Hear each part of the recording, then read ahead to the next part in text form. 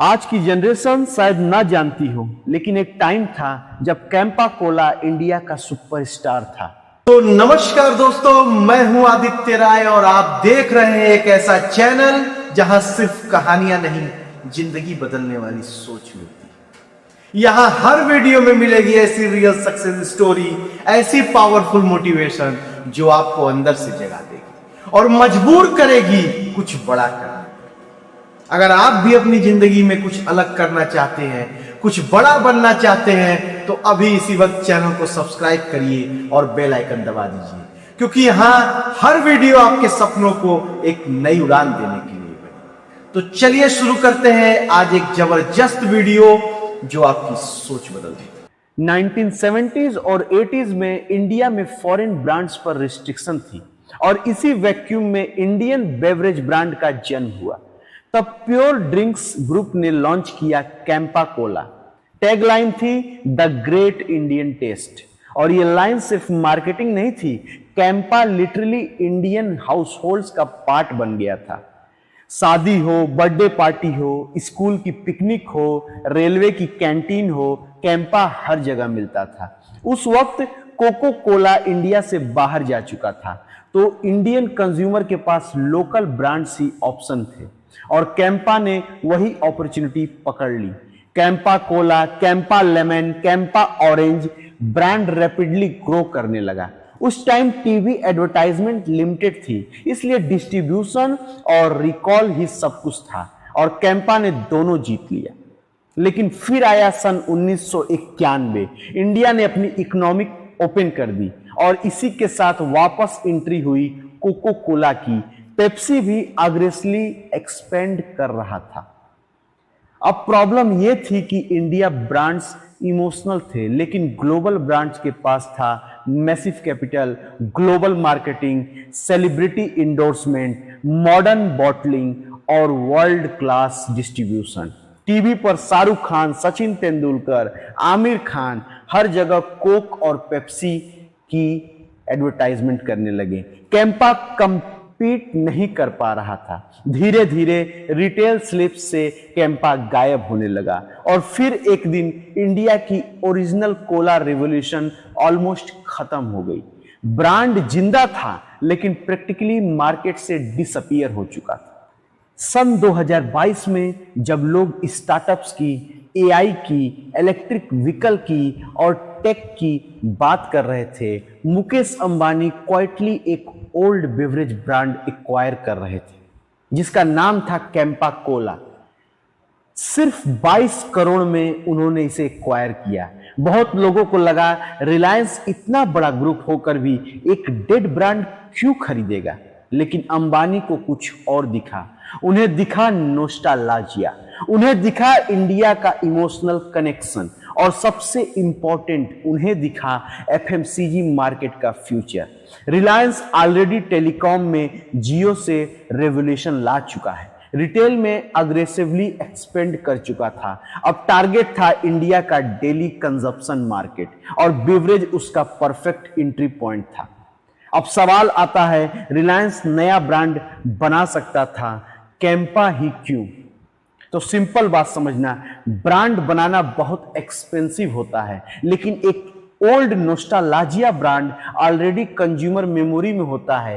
कैंपा नाम सुनते ही older generation को बचपन याद आता है। एग्जैक्टली वही स्ट्रेटजी रिलायंस ने यूज की। अगर नया कोला लॉन्च करते तो बिलियंस ऑफ डॉलर एडवर्टाइजिंग में लगता, लेकिन कैंपा के साथ स्टोरी ऑलरेडी बिल्ड थी। रिलायंस को बस उस स्टोरी को रिवाइव करना था। लेकिन असली शौक तब आया जब रिलायंस ने अपनी प्राइसिंग अनाउंस की। मार्केट में जहां कोक और पेप्सी की बोतल 20 रुपए में मिल रही थी, कैंपा अग्रेसिवली लोअर प्राइसिंग लेकर आया। और फिर आया कैंपा श्योर, 15 रुपए की वाटर बॉटल। ये मूव छोटा नहीं था। इंडिया में प्राइसिंग साइकोलॉजी बहुत पावरफुल है। अगर कंज्यूमर को सिमिलर प्रोडक्ट चीपर दाम में मिलता है तो मास मार्केट इंस्टेंटली अट्रैक्ट होता है, स्पेशली टायर 2 और टायर 3 सिटीज में। रिलायंस एग्जैक्टली वही कर रहा था। Low margin high volume strategy, बिल्कुल जियो मॉडल की तरह। लेकिन सिर्फ चीफ होना इनफ नहीं होता। इंडिया का बेवरेज बिजनेस एक्चुअली डिस्ट्रीब्यूशन का गेम है और यही रिलायंस की सबसे डेंजरस स्ट्रेंथ है। Think about it, Reliance retail store, Jio mart, thousand of partners outlet, massive supply chain, warehouse, kirana reach, ये नेटवर्क ऑलरेडी एग्जिस्ट करता है। मतलब कैंपा को अलग से इंफ्रास्ट्रक्चर बिल्ड नहीं करना पड़ेगा। रिलायंस सिंपली अपने इकोसिस्टम में कैंपा को पुश कर सकता है और एग्जैक्टली वही हुआ। स्टोर्स में premium shelf placement, offers, bundling, visibility, Campa suddenly हर जगह दिखने लगा। अब यहां एक और इंटरेस्टिंग स्ट्रेटेजी आती है। इंडिया सिर्फ कोला मार्केट नहीं है, इंडिया फ्लेवर्स का मार्केट है। मसाला ड्रिंक्स, ऑरेंज, लेमन, जीरा, रीजनल टेस्टेस, और रिलायंस ने ये बहुत जल्दी समझ लिया। इसीलिए कंपनी ने गुजरात की एक फेमस बेवरेज ब्रांड सोसियो में भी इंटरेस्ट दिखाया, क्योंकि रिलायंस एक सिंपल कोला कंपनी नहीं बनना चाहता, वह एक complete Indian beverage empire build करना चाहता है जहां लोकल टेस्ट को इंपॉर्टेंस मिले।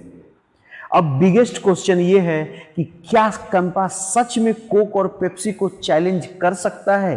रियलिटी ये है, कोको कोला और पेप्सी डिकेड्स से इंडिया में डोमिनेट हैं।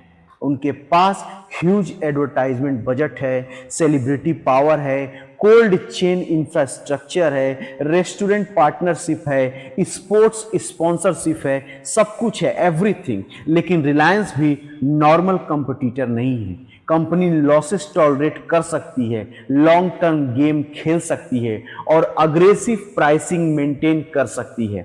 एक्सपर्ट मानते हैं कि अगर कैंपा कंसिस्टेंट रहा तो नेक्स्ट फ्यू ईयर में मीनिंगफुल मार्केट शेयर कैप्चर कर सकता है, स्पेशली गांव जैसे इलाकों में प्राइस सेंसिटिव कंज्यूमर को वो एक्वायर कर सकता है। बहुत लोग एक कंपैरिजन करते हैं जियो वर्सेस टेलीकॉम कंपनीज। जब जियो आया था लोगों ने कहा इम्पॉसिबल है, लेकिन अग्रेसिव प्राइसिंग ने पूरा मार्केट चेंज कर दिया। आज रिलायंस कुछ सिमिलर एफएमसीजी में करने की कोशिश कर रहा है। पहले लो प्राइसिंग, फिर डिस्ट्रीब्यूशन डोमिनेंस, फिर कंज्यूमर हैबिट चेंज। डिफरेंस सिर्फ इतना है, टेलीकॉम डिजिटल बिजनेस था, बेवरेज बिजनेस फिजिकल है। यहां टेस्ट मैटर करता है, ब्रांड की लॉयल्टी मैटर करती है, रिटेल रेफ्रिजरेशन मैटर करता है, तो बैटल इजी नहीं होने वाली। 2.5 साल बाद कैंपा अब सिर्फ नोस्टाल्जिया ब्रांड नहीं रहा, यह सीरियस चैलेंजर बन चुका है। रिलायंस कंटिन्यूसली एक्सपेंशन कर रहा है, न्यू पैकेजिंग, न्यू फ्लेवर, मोर रिटेल पेंट्रेशन, रीजनल फोकस। लेकिन अब भी जर्नी बहुत लंबी है। कोक और पेप्सी को हराना इतना आसान नहीं है। यह कंपनीज इंडिया में डीपली रूटेड हो गई हैं। पर एक बात क्लियर है, 30 साल बाद फाइनली किसी ने उनको अग्रेसिवली चैलेंज करने की हिम्मत दिखाई है। कैंपा कोला की स्टोरी सिर्फ एक ड्रिंक की स्टोरी नहीं है, यह इंडियन बिजनेस हिस्ट्री का फुल सर्कल मूवमेंट है।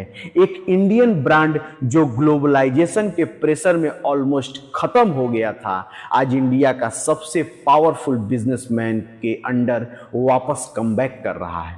और शायद ये कमबैक सिर्फ बेवरेज तक लिमिटेड नहीं है, ये सिग्नल है कि इंडिया अब सिर्फ फॉरेन ब्रांड्स का मार्केट नहीं रहना चाहता। इंडिया अपने ब्रांड्स को भी ग्लोबल लेवल पर देखना चाहता है। अब देखना यह है, क्या कैंपा ट्रूली कोको कोला और पेप्सी को चैलेंज करेगा या सिर्फ एक टेम्पोररी प्राइस वॉर बनकर रह जाएगा? ये तो टाइम ही बताएगा। आपके अकॉर्डिंग इंडिया का नंबर 1 कोल्ड ड्रिंक कौन सा है? और क्या आप कैंपा कोला ट्राई कर चुके हो? कमेंट सेक्शन में जरूर बताओ। वीडियो पसंद आई हो तो लाइक करो, चैनल को सब्सक्राइब करो और बेल आइकन प्रेस करना मत भूलना। मिलते हैं नेक्स्ट बिजनेस डॉक्यूमेंट्री में, तब तक के लिए जय श्री श्याम।